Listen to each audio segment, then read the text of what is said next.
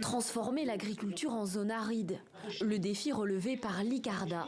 Spécialiste de la question, le centre de recherche marocain contribue à la création de nouvelles variétés de cultures plus résistantes à un environnement de plus en plus hostile. Le fruit d'une collaboration entre les agriculteurs confrontés à la sécheresse et des scientifiques passionnés.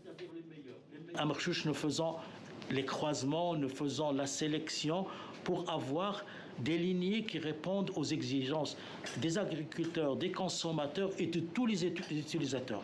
Comment on fait des croisements pour améliorer certaines variétés qui existaient déjà, mais qui sont sensibles par exemple aux maladies ou là aux insectes. Marchouch, à 70 km au sud-est de la capitale. Ici, le centre de recherche a installé une station expérimentale pour mettre à l'essai les nouvelles semences. Et les résultats sont là. Une productivité doublée à 4 tonnes par hectare, avec seulement 200 mm de pluie, soit moitié moins de précipitations dans la région qu'en temps normal.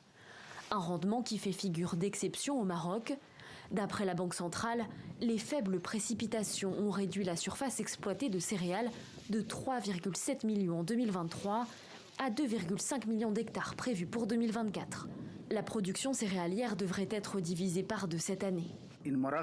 Au Maroc, nous procédons depuis 4 ans du croisement jusqu'au test de rendement, de tolérance à la sécheresse et à la chaleur. Et nous distribuons chaque année à tous les pays plus de 300 lignées prometteuses.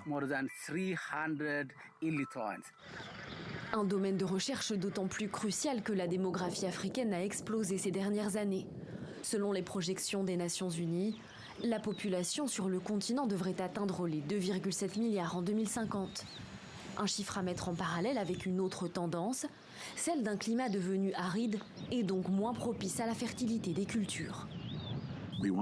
Nous voulons être en mesure d'utiliser nos banques de gènes pour obtenir des cultures qui peuvent réussir même dans ces conditions de pénurie d'eau. Nous voulons être en mesure de soutenir les systèmes d'élevage, les petits ruminants, les moutons et les chèvres. Il faut donc nourrir les animaux et il faut aussi pouvoir nourrir les humains.